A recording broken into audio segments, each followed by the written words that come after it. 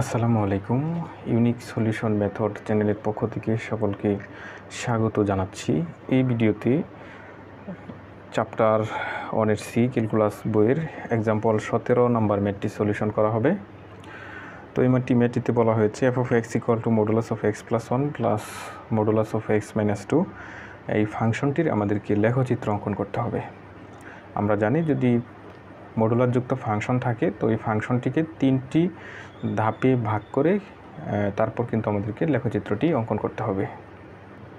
সেক্ষেত্রে আমাদের প্রথম কাজ হবে 1 নং সমীকরণটিকে অর্থাৎ মডুলারযুক্ত যে সমীকরণটি থাকবে সেটিকে একটি স্ট্যান্ডার্ড সমীকরণ F of X equal to modulus of X minus A plus modulus of X minus B, এটার সাথে আমাদেরকে তুলনা করতে হবে।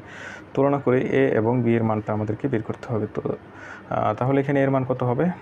এখানে এক্স প্লাস 1কে আমি এরকমভাবে লিখতে পারি এক্স মাইনাস 1। এখন যদি এটাকে এক্স মাইনাস এর সাথে তুলনা করি তাহলে এক্স এটা এই মাইনাস এর জায়গায় কত আছে? -1 রয়েছে। তাহলে এর স্থলে আমি লিখতে পারি এর ভ্যালু হচ্ছে -1 আর বির ভ্যালু কত লিখতে পারি? এক্স মাইনাস বি এর সাথে যদি এটা তুলনা করি বির ভ্যালু হবে 2 হবে। এখন আমার কাজ হচ্ছে এই দুইটার মধ্যে আইডেন্টিফাই করা কোনটি বড় এবং কোনটি ছোট। এখানে -1 হচ্ছে ছোট ভ্যালু আর 2 হচ্ছে কি একটি বড় ভ্যালু। এখন প্রথম কাজ হবে আমার 1 নম্বরে একটি ফাংশন বের করব। সেই ফাংশনটি কীরকম হবে? সেই ফাংশনটি হবে ছোট ভ্যালুর চেয়ে ছোটো হবে এক্স এর মান, অর্থাৎ এক্স এর ভ্যালু -1-এর চেয়ে ছোটো। যে ছোটো ভ্যালুটা পাইছি এক্স এর ভ্যালু কী ধরবো? এই ছোটো ভ্যালু অপেক্ষা ছোটো ধরবো। এটা যে কোনো মডুলারযুক্ত অঙ্কের ক্ষেত্রে সেম। যদি এরকম হয় ছোটো ভ্যালুর চেয়ে ছোটো হয় এক্স এর মান, তাহলে এফ অফ এক্স কী হবে? এফ অফ এক্স হবে এখানে যে দুটি ভ্যালু থাকবে এই দুটি ভ্যালুই কী হবে? মাইনাস হবে, অর্থাৎ -x+1 মাইনাস ব্র্যাকেটের ভিতরে যেটা আছে আবার মাইনাস দেবো, আরেকটি মডুলাসের ভিতরে যেটি রয়েছে সেটি লিখে ফেলবো। এটাকে যদি ক্যালকুলেশন করি তাহলে পাবো -2x + 1। এখন আমাকে আরেকটি ফাংশন বের করতে হবে, তবে এখন শর্তটা একটু ভিন্ন হবে। এখন শর্তটা হবে ছোটো ভ্যালুর চেয়ে বড় অথবা সমান এক্স এর মান বড় ভ্যালুর চেয়ে ছোটো। তাহলে ছোটো ভ্যালু কত ছিল? -1 ছিল। -1-এর চেয়ে বড় অথবা সমান নিব এক্স এর ভ্যালু, আর হচ্ছে বড় ভ্যালুর চেয়ে ছোটো নেব। বড় ভ্যালু ছিল 2, তাহলে এক্স এর মানটা বড় ভ্যালুর চেয়ে ছোটো নেব। তাহলে এফ অফ এক্স কী হবে? তাহলে এফ অফ এক্স হবে টেকনিক হচ্ছে F of X equal two লিখব ছোটো মাইনাস বড়। অর্থাৎ এখানে লক্ষ্য করেন এখানে ছোটো ভ্যালুটা কোথা থেকে পেয়েছি? -1 এখান থেকে পেয়েছি, x+1 থেকে পেয়েছি। বড় ভ্যালুটা কোথা থেকে পেয়েছি? x-2 থেকে পেয়েছি। তাহলে ছোটো মাইনাস বড় অর্থ হচ্ছে এই মডুলাসের ভিতরে যেটা আছে সেটা লিখব, মাইনাস এইখানে যে মডুলাসের ভিতরে যেটা আছে সেটা লিখব।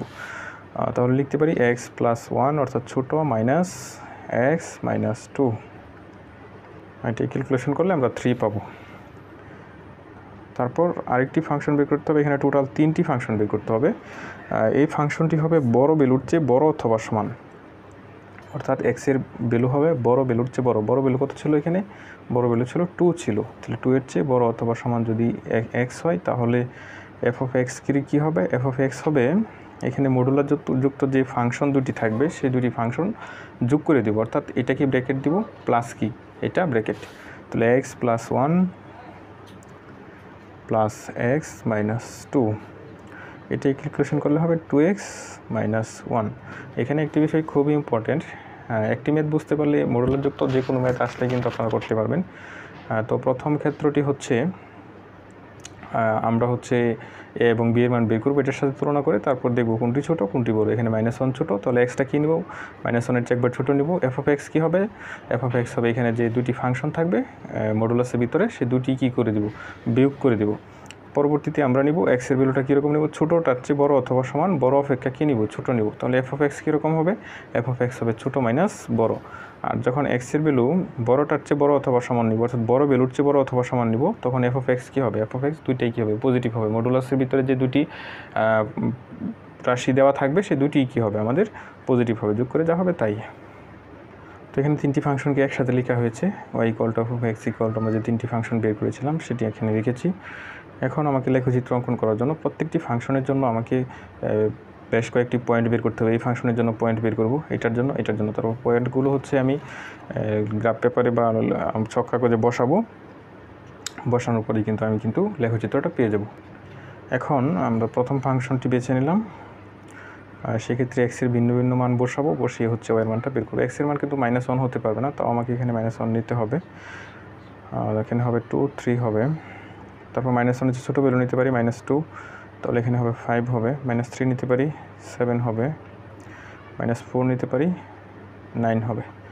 তাহলে লিখতে পারি এই ফাংশনটি কীরকম হবে। এই ফাংশনটির লেখচিত্র হবে -1,3 বিন্দুবিহীন, -1,3 প্রান্তবিন্দুবিহীন, কারণ -1 কিন্তু এখানে হতে পারবে না, -1 ছোটো হতে হবে।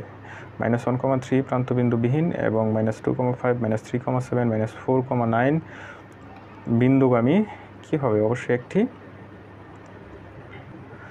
রশ্মির সমীকরণ নির্দেশ করবে। কারণ হচ্ছে আমরা জানি যে রশ্মির ক্ষেত্রে হচ্ছে আমাদের একটি প্রান্তবিন্দু জানা থাকবে, সেটা হচ্ছে -1,3 এর পর থেকে শুরু হয়েছে, কিন্তু কোথায় গিয়ে শেষ হয়েছে সেটা কিন্তু আমাদের জানা নেই, কারণ এখানে এক্সের ভ্যালু কিন্তু -ইনফিনিটি পর্যন্ত রয়েছে।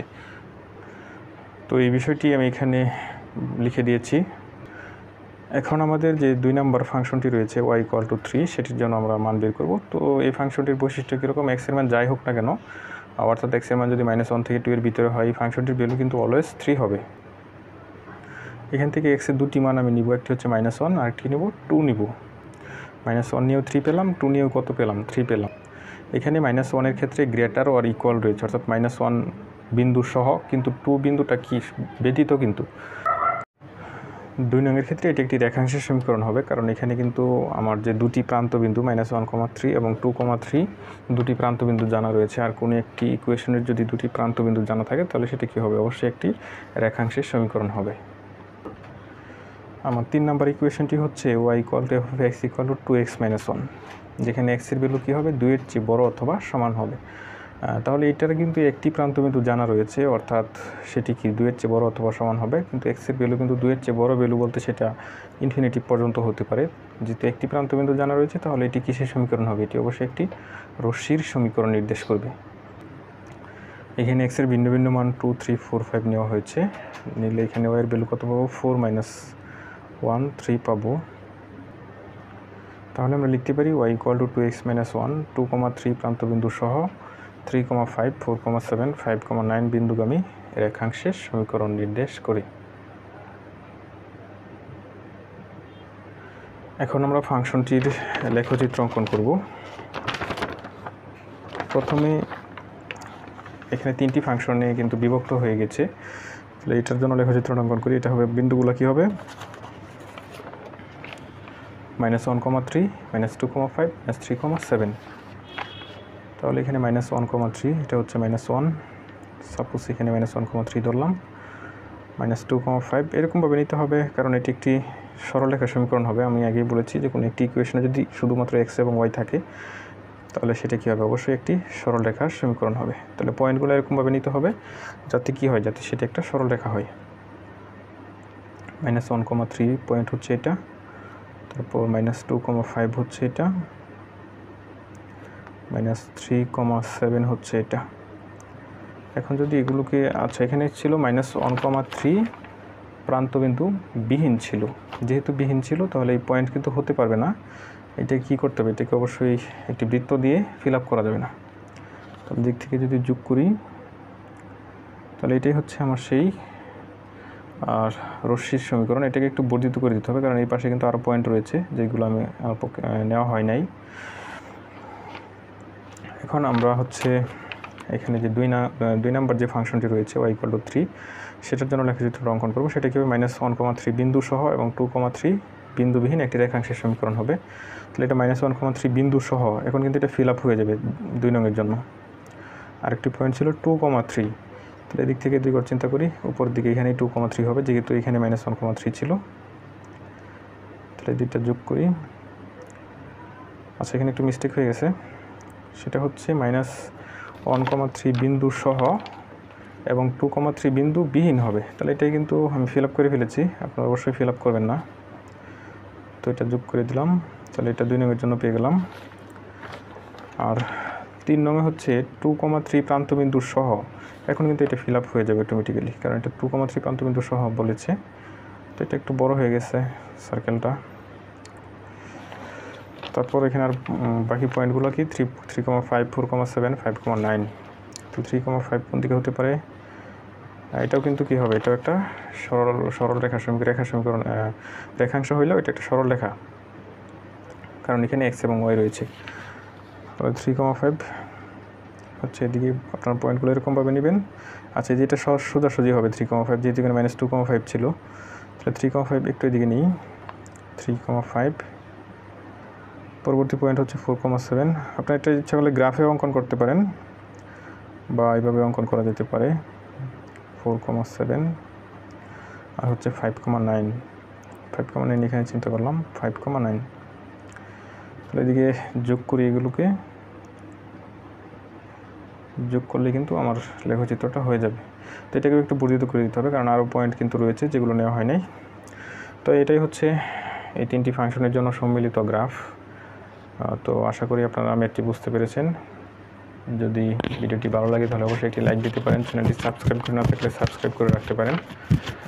তো সবাই ভালো থাকবেন, সুস্থ থাকবেন সেই কামনা রেখে এখানে শেষ করছি। আল্লাহ হাফেজ।